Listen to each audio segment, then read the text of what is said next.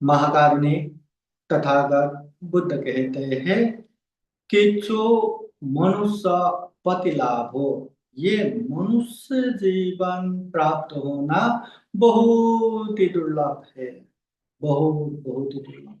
ये स्वयं तथागत बुद्ध कहते हैं। तो ये दुर्लभ जीवन अभी हमें प्राप्त हुआ है। हम वो दुर्लभ जीवन जी रहे हैं। दुनिया में ढेर सारे अनगिनत असंख्य प्राणी जगत है। जीव जंतु पशु पंछी कीट पतंग, इतना इतना कि हम सोच भी नहीं सकते, हम देख भी नहीं सकते, सुन भी नहीं सकते। इतने प्राणी जगत है।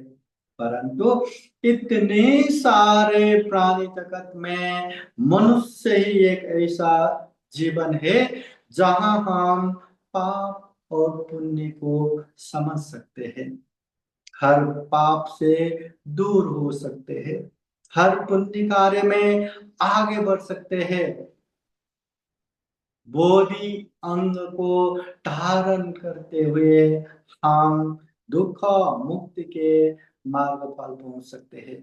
श्रोतापति फल, सकितागामी फल, अनागामी फल, अनंत फल। हाँ, हम चाहे तो सभी दुखों से मुक्त निर्वाण तक प्राप्त कर सकते हैं, दुख मुक्त अनंत हो सकते हैं।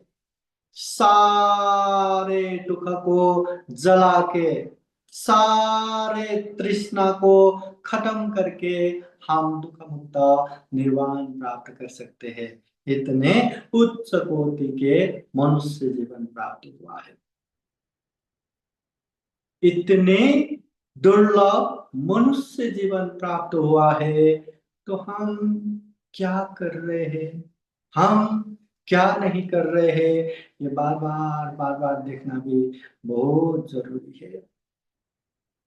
हमारी एक बुरी आदत है, हम खुद क्या कर रहे क्या नहीं कर रहे ये नहीं देखते, बस दुनिया भर को देखते रहते हैं कि उसको ये करना चाहिए था, उसको वो करना चाहिए था, उसको ये बोलना चाहिए था, उसको वो बोलना चाहिए था, उसको ये सोचना चाहिए था, उसको वो सोचना चाहिए था।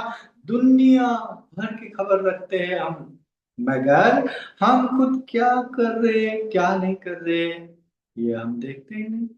इसलिए बुद्ध स्पष्ट कह गए, न परेशं विलुमानि न परेशं कथाकथं अत्तनो अवेक्षेय कथानि अकथानि च।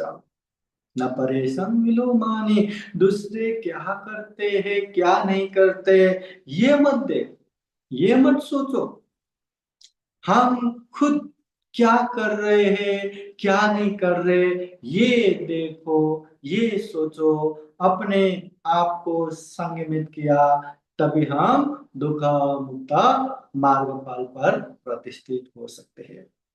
सही बात है ये। अगर हम अपने आप को देखेंगे, अगर हम अपने आप को जानेंगे, हाँ भले ही हम गलत है, भले ही हम में क्लेश है, अकुशल है, पाप है, परंतु जानो तो सही कि हम में इतना सारा पाप है, हम में इतना सारा अकुशल है, हम में इतना सारा क्लेश है। जानो तो सही। और जानने के बाद ये भी तो महसूस होगा कि अकुशल अकुशल ही है, पाप पाप ही है, गलत गलत ही है।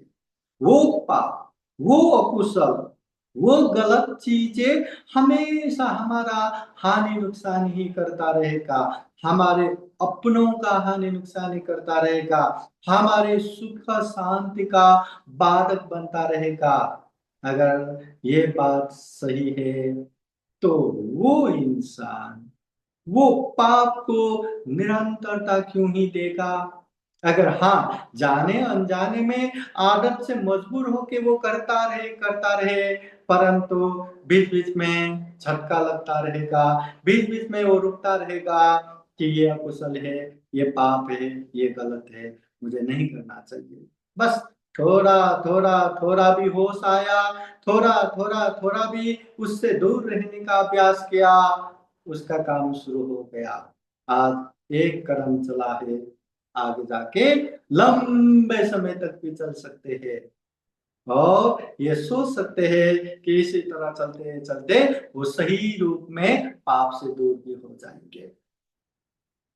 यहाँ बचपन से लेके जवान, बूढ़ा बुढ़ी सबको पता है कि पाप नहीं करना, पाप नहीं करना, पाप करने से हमारा हानि होगा, नुकसान होगा।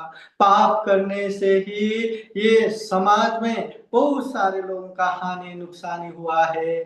हम करेंगे तो हमारा भी हानि नुकसानी होगा, हम खूब जानते, हम खूब उसको मानते भी है, परंतु व्यवहारिक रूप में हम उसको अभ्यास नहीं करते। देखो ना, धम्म सुनने वाले कितने उपासक उपासिकाएं हैं। क्या हम सही रूप में पाप को पाप जान रहे हैं क्या? अकुशल को अकुशल जान रहे हैं क्या? गलत को गलत जान रहे हैं क्या? और जान रहे हैं, मान रहे हैं, तो क्या हम उससे दूर रहने का अभ्यास कर रहे हैं क्या? कर रहे हैं क्या? आसान नहीं है, बिल्कुल आसान नहीं है। इसलिए ये आदत को पलटना है। जो हमारा मन, जो हमारा चित्त मक्खी की तरह गंदगी में ही भागते रहते, पाप में ही भागते रहते, कुशल में ही भागते रहते, ये चित्त के स्वभाव को बदलना है। अब इसको झटका देना है। धीरे धीरे धीरे धीरे पाप से दूर होना है और पुण्य कार्य और ये धम्म कार्य में आगे बढ़ना है। आसान नहीं होगा, शुरू में आसान नहीं होगा, नहीं होने दो, परंतु इसी में हमारा कल्याण होगा करके पाप से दूर होने के लिए, पुण्य कार्य में आगे बढ़ने के लिए हमें मेहनत करते रहना है, परिश्रम करते रहना है, महान वीर पराक्रम करते रहना है। इसी में हमारा कल्याण है और वो कल्याणकारी बातें हम कर ही नहीं पाते। बस ऐसा लगता है कि हम जो चाहे वही करते रहे, जो चाहे वही बोलते रहे, जो चाहे वही सोचते रहे, कोई आए हमारा कल्याण कर जाए, कोई आए हमें दुख मुक्त निर्वाण देकर जाए। हम खूब समझते, बुद्धि के लेवल पर खूब समझते हैं। तथागत बुद्ध कहते हैं अताय अतनो नाथो कोई नाथो परोसिया। हम खुद के मालक खुद ही है, कोई हमारे मालक नहीं है। खूब समझते, खूब जानते हैं। हम अच्छा करेंगे तो ही अच्छा आएगा, हम बुरा करेंगे तो उसका परिणाम भी बुरा ही आएगा। खूब जानते हैं, खूब मानते हैं, परंतु व्यवहार में पालन नहीं करते। कितना भी हम कहते रहो अच्छा करना चाहिए, दान पुण्य करना चाहिए, शील सदाचार पालन करना चाहिए, ध्यान साधना करते रहना चाहिए, जितने भी पुण्य है धर्म है वो करते रहना चाहिए। भी देखो, बहुत सारे श्रद्धावान उपासक उपासिकाएं धम्म देशना सुन रहे हैं, क्या सही में हम वो पुण्य निरंतर कर पा रहे क्या? दान दे रहे हैं तो क्या एक ही बार में धूमधाम से बड़ा दान दे के हम क्या शांत तो नहीं बैठ रहे? निरंतरता दे रहे क्या दान देने में, शील पालन करने में, ध्यान साधना करने में? दे रहे क्या? आसान नहीं है, बिल्कुल आसान नहीं है, हमारे लिए भी आसान नहीं है, सही बात है। परंतु आसान नहीं है करके हम वैसे ही शांत बैठा रहा, वैसे ही आलस होके बैठा रहा, तो हम कभी आगे बढ़ ही नहीं पाएंगे। इसलिए कि जो मनुष्य पति लाभ हो, याद रखना, इतना दुर्लभ जीवन मिला है और ये दुर्लभ जीवन में ही हम ये सब कर सकते हैं। पाप से दूर होना है, हो सकते हैं, पुण्य कार्य में आगे बढ़ना है, बढ़ सकते हैं, 10 पारमिताएं पूर्ण करना है, कर सकते हैं, दुख मुक्ति के मार्ग पर पे प्रतिष्ठित होना है, हो सकते हैं। ये दुर्लभ जीवन में ही हम कर सकते हैं। और एक बात याद रखना, इतना दुर्लभ जीवन हमें मिला है, ये जीवन कैसा है? उपत्या सह वेदन मरणं आगतं सदा। जैसे ही उत्पत्ति होता है विनाश पीछे पीछे आते रहते हैं, जैसे ही जन्म होता है मृत्यु पीछे पीछे आते रहते हैं। कब, कहाँ, कैसे ये दुर्लभ जीवन का भी दीन हो जाएगा, समाप्त हो जाएगा, पता ही नहीं। चलते चलते यहाँ जीवन खत्म हो रहा है, बैठे बैठे भी जीवन खत्म हो रहा है।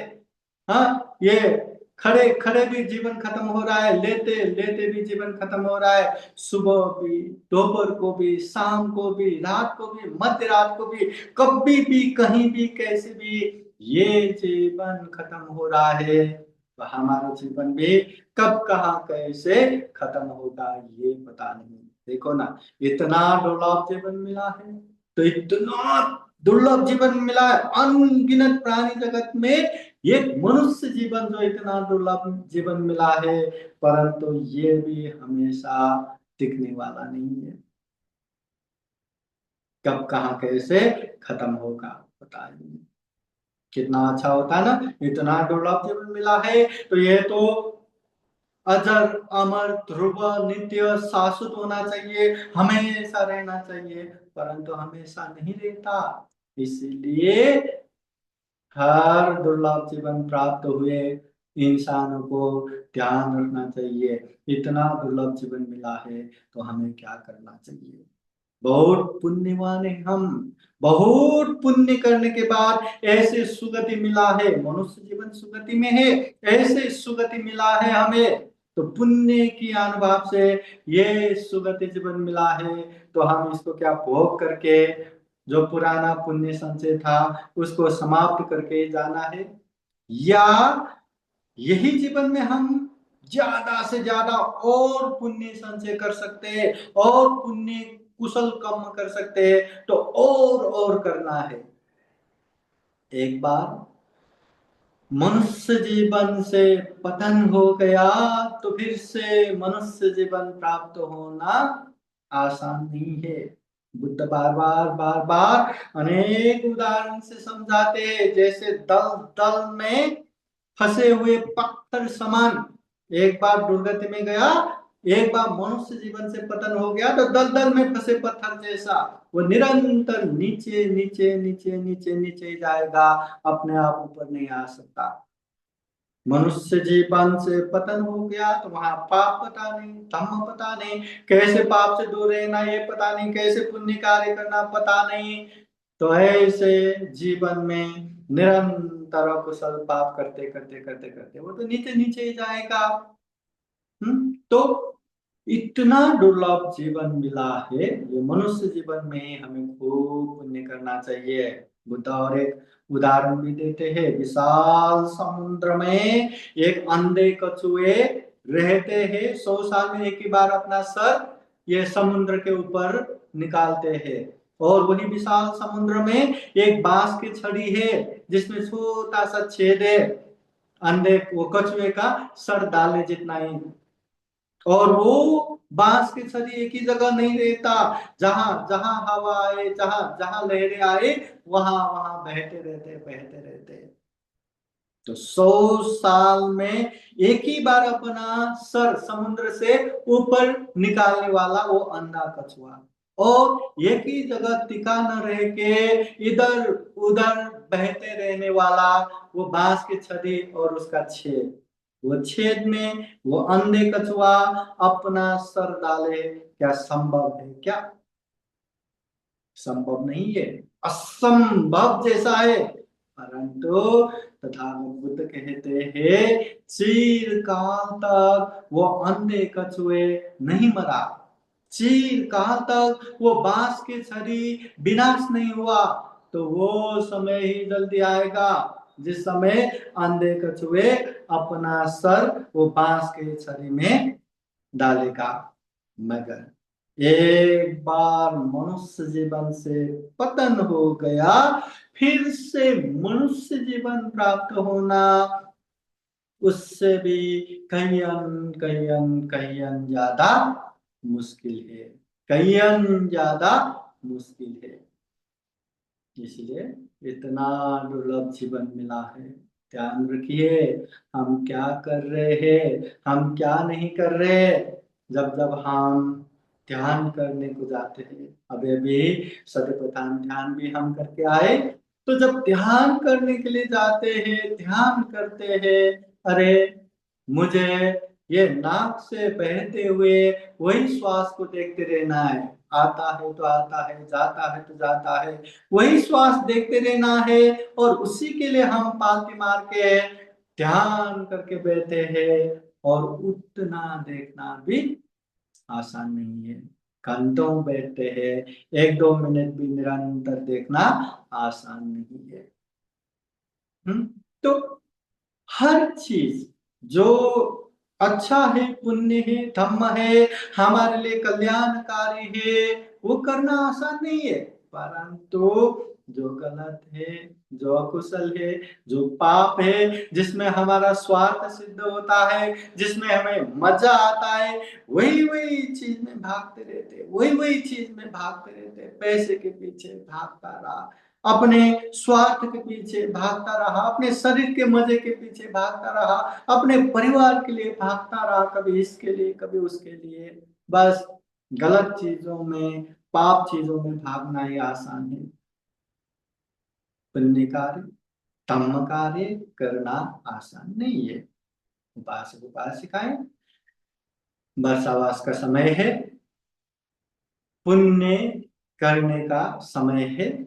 तो विशेषतः 2 बातें याद कीजिए कि हमें पाप से दूर होना ही है और पुण्य कार्य करना ही है। तो पाप से दूर रहने के लिए एक उपाय,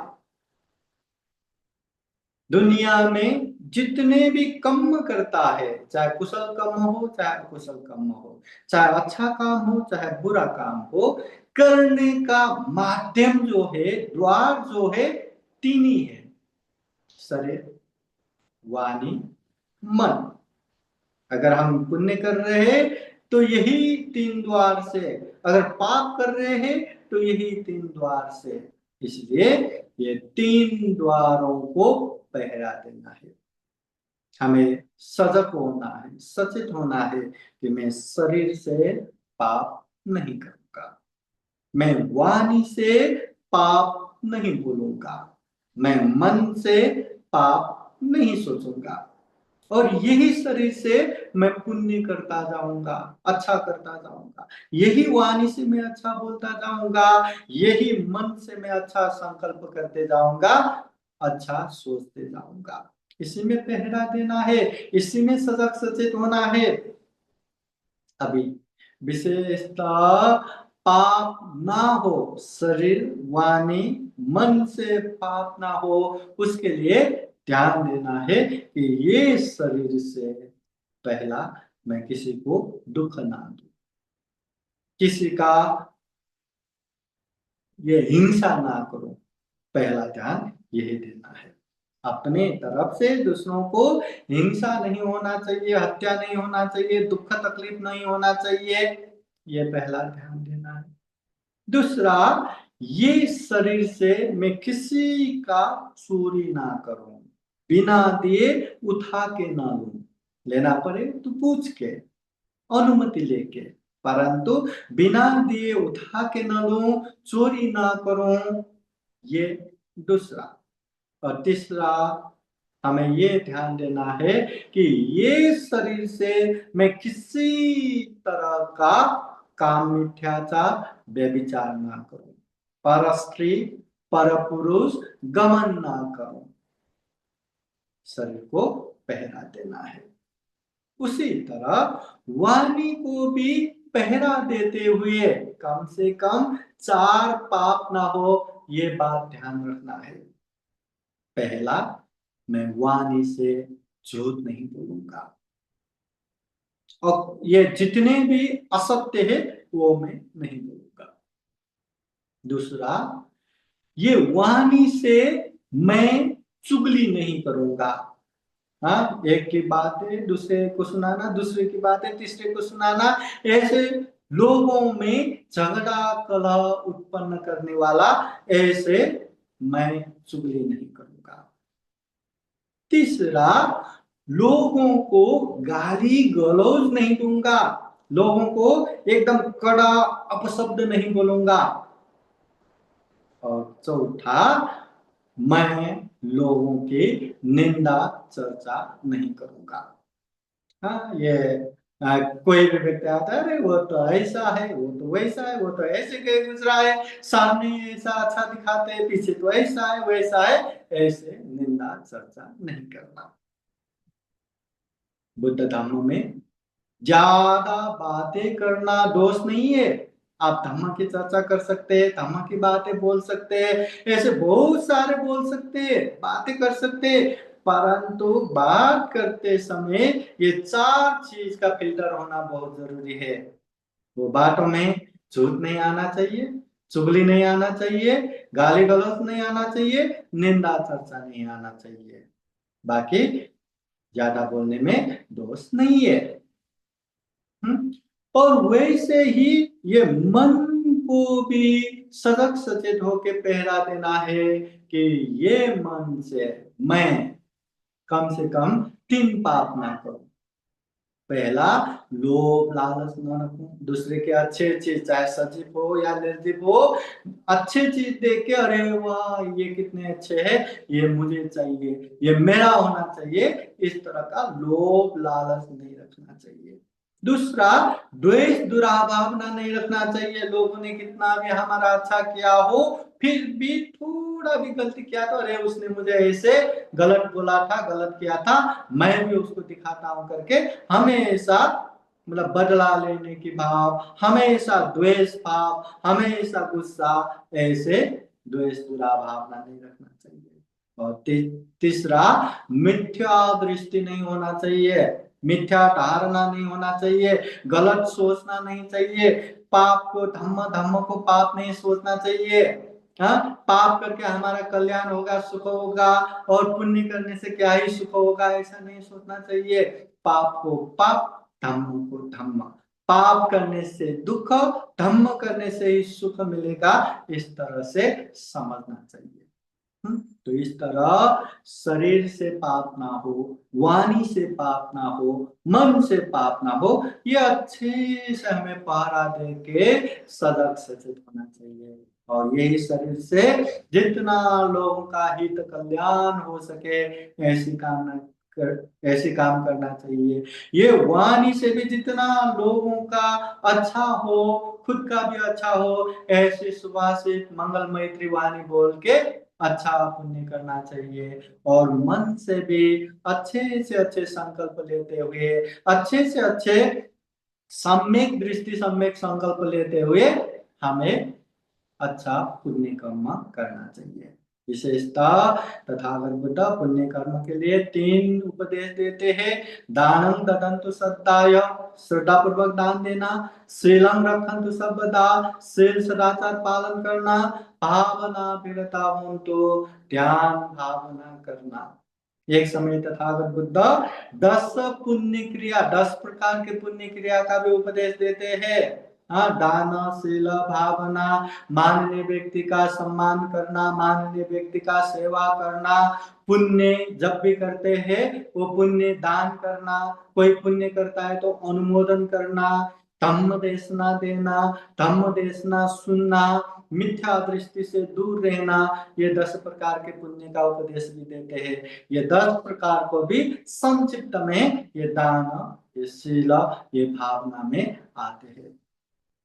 उपासक उपासिकाएं, पाप से दूर होना है, पुण्य कार्य में आगे बढ़ना है, और सबसे महत्वपूर्ण बात, मन को परिशुद्ध करना है।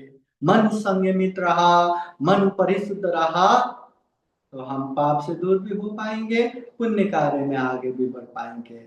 हम कुछ भी करेंगे वो पाप नहीं होगा। जिस तरह हाथ में घाव नहीं तो उसमें जहर भी लिया तो कोई नुकसान नहीं होता।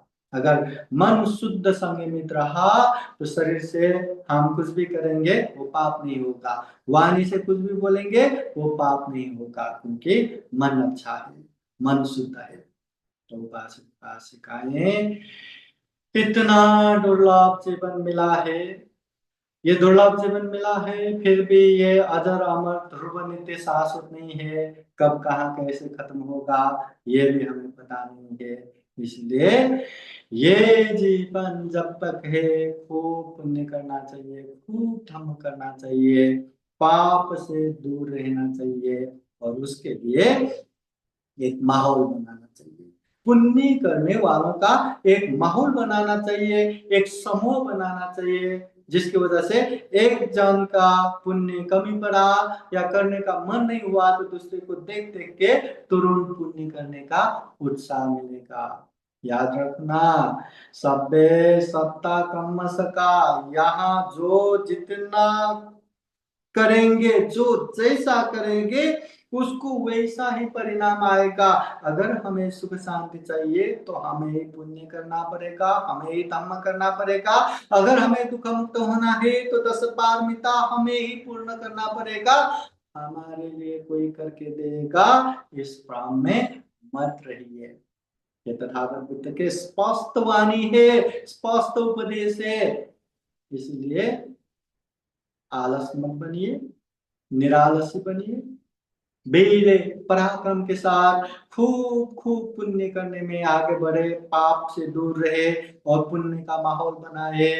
हाँ, अच्छे बुद्ध धम्म संघ जहां मिले ऐसे माहौल बनाए। अपने अपने घर में भी महीने में एक एक बार पूजनीय भिक्षु संघ को बुला के छोटा बड़ा कार्यक्रम या धम्म का माहौल बनाते जाइए, ताकि कितना भी हमारा पुण्य का ऊर्जा कम पड़े तो तुरंत उसका रिचार्ज हो जाए।